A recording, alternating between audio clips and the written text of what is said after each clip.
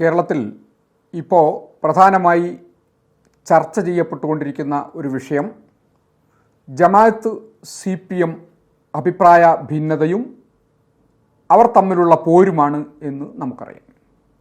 യഥാർത്ഥത്തിൽ ജമാഅത്തെ ഇസ്ലാമി കാലാകാലമായി എടുത്തിട്ടുള്ള നിലപാടുകളിൽ നിന്ന് വിഭിന്നമായി പുതിയ കാലത്ത് അതിൻ്റെ പുതുതലമുറ പറഞ്ഞുകൊണ്ടിരിക്കുന്ന പ്രധാനപ്പെട്ട ഒരു വാചകം കമ്മ്യൂണിസ്റ്റ് സംഘികൾ എന്ന CPMനെതിരായ പ്രചാരണമാണ്. എന്തുകൊണ്ടാണ് കമ്മ്യൂണിസ്റ്റ് സംഘികൾ എന്ന് ജമാഅത്ത് പറയുന്നത്? രാജ്യത്തിൻ്റെയും കേരളത്തിൻ്റെയും ചരിത്രമെടുത്ത് പരിശോധിച്ച് നോക്കിയാൽ കേരളത്തിലെ മുസ്ലിം ന്യൂനപക്ഷങ്ങൾക്കെതിരായി ഏറ്റവും ശക്തമായി സംഘപരിവാർ കക്ഷികൾ രംഗത്തു വന്നുകൊണ്ടിരിക്കുന്ന, നിയമപരമായും ഭരണപരമായും മുസ്ലിം സമുദായത്തിനെതിരായി രംഗത്തു വന്നുകൊണ്ടിരിക്കുന്ന കാലഘട്ടമാണ് ഇത്. അവർ ഭരണകൂടത്തെ ഉപയോഗിക്കുന്നു, ഭരണഘടനയെ നിഷ്ക്രിയമാക്കുന്നു, ന്യൂനപക്ഷങ്ങളെ യാതൊരു ന്യായവുമില്ലാതെ വംശീയ ഉന്മൂലനത്തിന് വിധേയമാക്കിക്കൊണ്ടിരിക്കുന്നു. ഇക്കാലത്ത് ദേശീയ തലത്തിൽ അതിനെ പ്രതിരോധിച്ച് നിർത്തുന്ന ഏക പ്രസ്ഥാനം ഇടതുപക്ഷ പ്രസ്ഥാനമാണ്.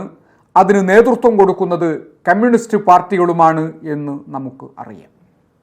ഈ സാഹചര്യത്തിൽ കമ്മ്യൂണിസ്റ്റ് സംഘികൾ എന്ന് പ്രയോഗിക്കുന്നതിലൂടെ അവർ ഉയർത്തിക്കൊണ്ടുവരുന്ന വളരെ പ്രധാനപ്പെട്ട ഒരു അപകടം സംഘപരിവാർ കക്ഷികളെ പ്രതിരോധിക്കുന്ന ആളുകളിൽ ഛിദ്രതയുണ്ടാക്കുക എന്നതാണ്. നമുക്കറിയാം, മുസ്ലിങ്ങൾ, ക്രിസ്ത്യാനികൾ, കമ്മ്യൂണിസ്റ്റുകാർ, ഈ മൂന്ന് ശത്രുക്കളെയാണ് RSS പ്രത്യക്ഷത്തിൽ ശത്രു പട്ടികയിൽ നിർത്തിയിരിക്കുന്നത്.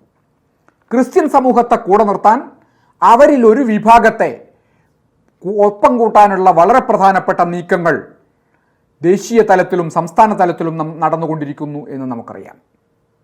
ഈ സാഹചര്യത്തിലാണ് മുസ്ലിം ന്യൂനപക്ഷത്തിനു വേണ്ടി ശക്തമായ പ്രതിരോധമുയർത്തുന്ന കമ്മ്യൂണിസ്റ്റ് പ്രസ്ഥാനങ്ങളെ കമ്മ്യൂണിസ്റ്റ് സംഘികൾ എന്ന പ്രയോഗത്തിലൂടെ ജമാഅത്തെ ഇസ്ലാമിയും അതിൻ്റെ മാധ്യമങ്ങളും പ്രചരിപ്പിച്ചുകൊണ്ടിരിക്കുന്നത്. ഇപ്പോൾ ഐക്യ ജനാധിപത്യ മുന്നണിയുടെ ഘടക കക്ഷി പോലെയാണ് ജമാഅത്ത് പ്രവർത്തിക്കുന്നത് എന്ന് നമുക്കറിയാം. നേരത്തെ ഐക്യ ജനാധിപത്യ മുന്നണിയിലെ പ്രധാനപ്പെട്ട ഘടകകക്ഷിയായിരുന്ന മുസ്ലിം ലീഗ് പ്രചരിപ്പിച്ച ഒരു മുദ്രാവാക്യമുണ്ടായിരുന്നു, കമ്മ്യൂണിസ്റ്റ് ഫാഷിസ്റ്റ് കൂട്ടായ്മ എന്നത്.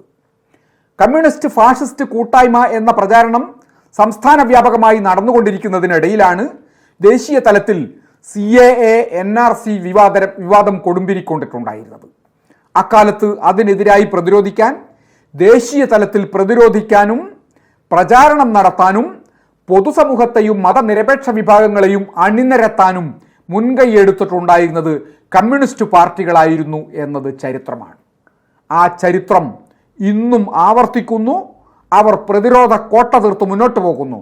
അതിനിടയിൽ അവരെ പോലും സംഘി പക്ഷത്ത് നിർത്തി പ്രചാരണം നടത്തുന്നതിലൂടെ ആരെയാണ് ജമാഅത്തെ ഇസ്ലാമി പിന്തുണയ്ക്കുന്നത്, ആർക്കു വേണ്ടിയാണ് ജമാഅത്ത് മാധ്യമങ്ങൾ ഈ പ്രചാരണവുമായി മുന്നോട്ട് പോകുന്നത് എന്ന ചോദ്യം പ്രസക്തമാണ്.